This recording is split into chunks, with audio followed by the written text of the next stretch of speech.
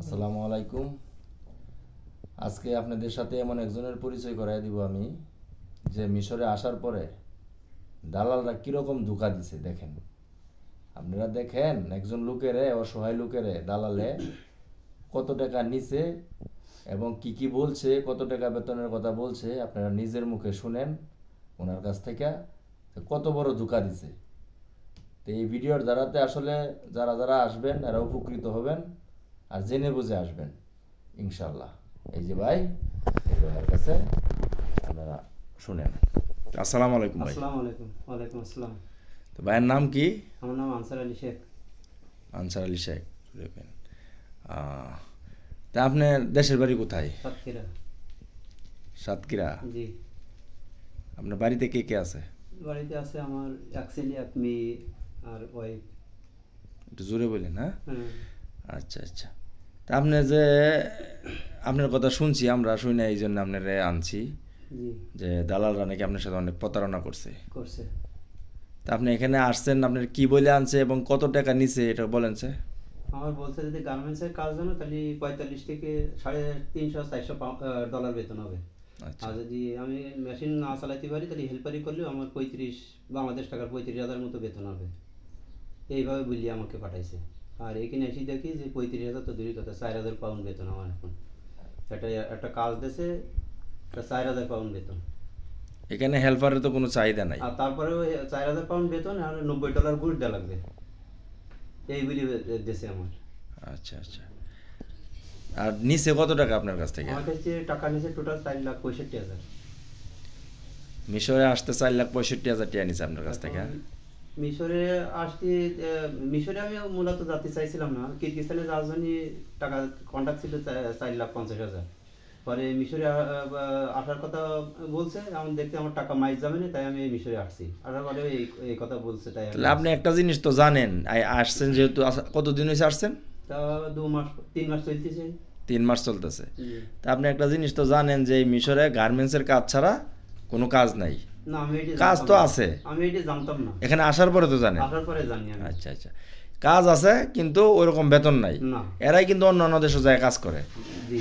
ঠিক আছে। আর মিশরে আপনারা একটা বিষয়, যারা গার্মেন্টসের কাজ জানে, গার্মেন্টসের অপারেটর, এদের খুব চাহিদা। জি। এটা তো জানেন? জানি। তো এই দালালরা যে বইলা নিয়ে আসে আপনার, যে হেল্পারি করলেও 30-35,000 40,000 টাকা বেতন, ওই ফুড প্যাকেজিং, তারপরে এই প্লাস্টিক কোম্পানি, পরে রেস্টুরেন্ট, এটি সব ভুয়া কথা না? হ্যাঁ, সব ভুয়া কথা। সব ভুয়া কথা। জি। তাইলে আপনারা যে দালালরা আনছে, আইনেরা কাজ বাজ দিছে? এখন কাজ বাজ দিছে মানে কাজ তো আমার দেওয়ার মধ্যে দেশে হইতেছে, বাংলাদেশের যে কাজে পাঠাইছে বলিছে এই কাজে বেতন হবে। এখন এইখানে আসার পরে কায়রোতে আসছে, আসার পরে শুনি সব উল্টা, কথার সাথে কোনো মিল নেই, সব সিটারি ব্যাটপাড়ি করেছে আমার সাথে। তো এখন আপনার কি উপায় কোন? এখন উপায়, এখন এই বাংলাদেশি ভাইরা আছে, এরা যদি কোনো সহযোগিতা আমার করি, ভালো একটা পরিবেশে কাজ দেয়, তাহলে আমি উপকৃত হবো। এই ঠিক আছে। আর একটা কথা বলে যে যার কেউ নেই তার আল্লাহ আছে। তা আল্লাহ পাকের এক ওসিলায় আমার হয়তো বাংলাদেশি কোনো ভাই যদি সেইভাবে আমার মদত করে, তাহলে আমি সেইভাবে হয়তো আল্লাহ দিলে আমি সাকসেসফুল হতে পারবো। এই ছাড়া আর আমার কোনো উপায় নেই। যেই দেশে আপনার হয়তো 2,60,000 কিংবা 3-এর নিচে, 3-এর উপরে তো প্রশ্নই আসে না। জি। আমরা তো জেনুইনে 2,60,000, এর আগে এরকম দিয়ে আসতো। জি।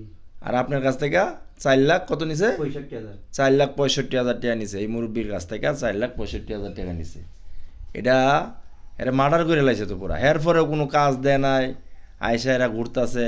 এই বাঙালিরা এক বাঙালি ভাইয়ের সাথে থাকে, হ্যাঁ কয়দিনের লাগে রাখছে আর কি, কয়দিন পরে হ্যাঁ বাইর করে দিতে পারে। কই যাইব কোনো ঠিকানাহীন, বিদেশ বাড়ি, সবাই কর্মস্থানে থাকে। আপনার দেশে কে কে পাঠাইছে? দেশে আমার দেশের দালাল মূলত মেন দালাল হইতে নজরুল, কলারোয়ায় বাড়ি, সাতক্ষীরা জেলায় কলারা উপজেলায় বাড়ি। কলারা উপজেলায় বাড়ি? জি।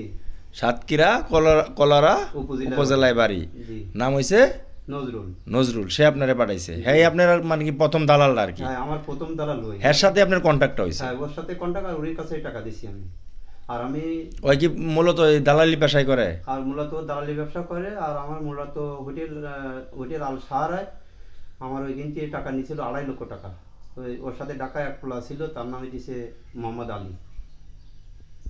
এই আর এর আগে দিছি একবারে দিছি 2.5 লক্ষ টাকা। আমার কইলো কিরগিজস্তানের কথা কই টাকা নিয়েছিল যে ফ্লাইটের ডেট পড়ে গেছে। আর এসে দেখি সব বুয়া, 15 দিন আমার ওই হোস্টেলে রাখছিল ওরা।